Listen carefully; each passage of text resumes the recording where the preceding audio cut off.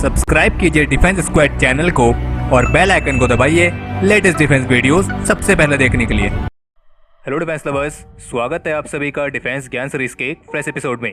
आज के एपिसोड में हम बात करने वाले हैं इस साल के नए डिफेंस बजट की, जिसमें हम आसान शब्दों में आपको समझाने की कोशिश करेंगे कि इस बार के डिफेंस बजट में क्या नया है। So without wasting any time, let's begin.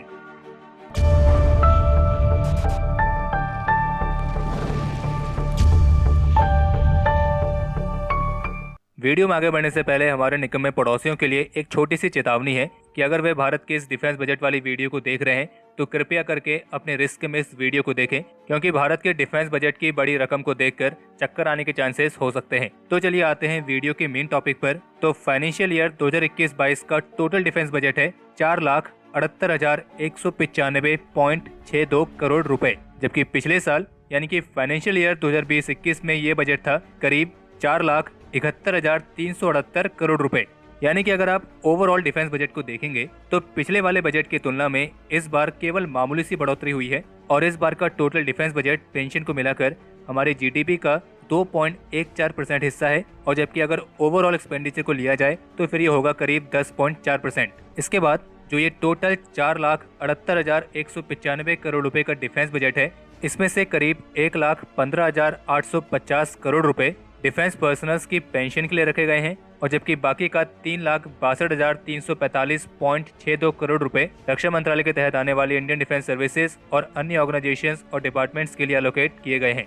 और जबकि पिछले बार टोटल डिफेंस बजट में से जो पेंशन वाला हिस्सा था वो था करीब 1,33,000 करोड़ रुपए, लेकिन इस बार इंडियन आर्म फोर्सेस के पेंशन बजट को कम रखा गया है। और पेंशन बजट से आप समझ गए होंगे, ये वो बजट है जो रिटायर्ड डिफेंस पर्सनल्स की पेंशन में खर्च किया जाता है। और पिछले बार का पेंशन बजट इसलिए भी ज्यादा था क्योंकि करीब 18,000 करोड़ रुपए का भुगतान उनको किया जाना था जिनकी पेंशन का भुगतान नहीं हुआ था। अब अगर टोटल डिफेंस बजट में से पेंशन वाले बजट को हटा दें तो हमारे पास बचा है 3,62,345 करोड़ रुपए, और इसमें से करीब 1,35,060.72 करोड़ रुपए इंडियन आर्म फोर्सेस का कैपिटल बजट है। कैपिटल बजट का मतलब हुआ वो बजट जो इंडियन आर्म फोर्सेस के लिए हथियार, इक्विपमेंट, मॉडर्नाइजेशन, इंफ्रास्ट्रक्चर डेवलपमेंट, इन सब चीजों में खर्च किया जाता है।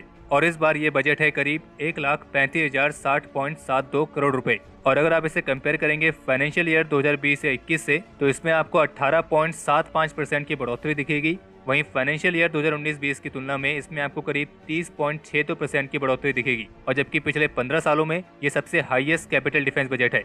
और जैसे कि हम आपको डिफेंस अपडेट में बता चुके हैं कि इस कैपिटल डिफेंस बजट में से सबसे ज्यादा हिस्सा मिलेगा इंडियन एयरफोर्स को, फिर इंडियन नेवी को, और फिर अंत में इंडियन आर्मी को। इसके अलावा इंडियन आर्म फोर्सेस के सोल्जर्स और रक्षा मंत्रालय के अधीन आने वाले सिविल एम्प्लॉयज की सैलरी और ऐसे ही अन्य खर्चों के लिए करीब 2.27 लाख करोड़ रुपए का प्रावधान रखा गया है। और बता दें कि इस वाले खर्च को कहते हैं रेवेन्यू एक्सपेंडिचर।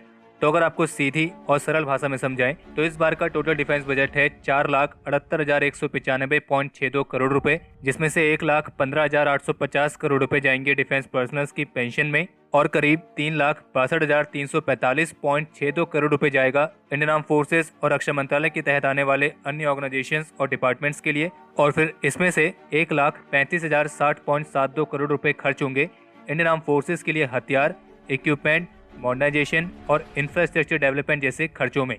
और जो 2,27,284.9 करोड़ रुपए बचे हुए हैं ये खर्च होंगे रेवेन्यू एक्सपेंडिचर में, यानी कि इंडियन आर्म फोर्सेस के सोल्जर्स और रक्षा मंत्रालय के अधीन आने वाले सिविल एम्प्लॉयज की सैलरी और ऐसे ही दूसरे खर्चों में। और जबकि ऑपरेशन रिक्वायरमेंट्स को पूरा करने के लिए नॉन सैलरी रेवेन्यू के तहत करीब 54,624 करोड़ रुपए का प्रावधान रखा गया है, जिसमें पिछले फाइनेंशियल ईयर की तुलना में 6% तक की बढ़ोतरी देखी गई है। इसके अलावा डीआरडीओ के कैपिटल बजट में फाइनेंशियल ईयर 2020-21 की तुलना में इस बार 8% की बढ़ोतरी देखी गई है, और डीआरडीओ को खर्च के लिए इस बार मिला है 11,375.50 करोड़ रुपए। वहीं बीआरओ के लिए इस बार करीब 6,004.08 करोड़ रुपए का प्रावधान रखा गया है, और पिछले फाइनेंशियल ईयर की तुलना में इसमें 7.48% की बढ़ोतरी देखी गई है। और जबकि भारतीय स्पेस एजेंसी इसरो के लिए इस बार 13,949 करोड़ रुपए का बजट रखा गया है। और अगर इसका पूरा कंक्लूजन निकाला जाए तो अंत में हम ये कह सकते हैं कि इस बार के टोटल डिफेंस बजट में जो सबसे मेन हाईलाइट है वो है इंडियन आर्म फोर्सेस का बढ़ा हुआ कैपिटल बजट, यानी कि वो बजट जिससे इंडियन आर्म फोर्सेस नए हथियार खरीदेगी, नए इक्विपमेंट खरीदेगी, मॉडर्नाइजेशन करेगी, इंफ्रास्ट्रक्चर्स को डेवलप करेगी और इन सब चीज़ों पर खर्च किया जाएगा।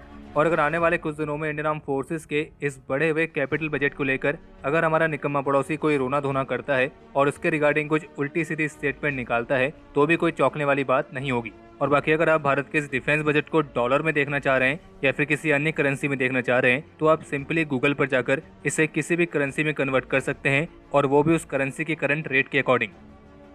तो हमारे आज के इस एपिसोड के लिए इतना ही, और अगर आप इस वीडियो को यहाँ तक देख चुके हैं तो इसे लाइक करे बिना कहीं ना जाएं। बाकी इस एपिसोड को लेकर आप अपने सजेशंस और क्वेरीज कमेंट सेक्शन में शेयर कर सकते हैं, और अगर आप उनमें से हैं जिन्होंने अभी तक इस चैनल को सब्सक्राइब नहीं किया है तो इस चैनल को सब्सक्राइब करना ना भूलें।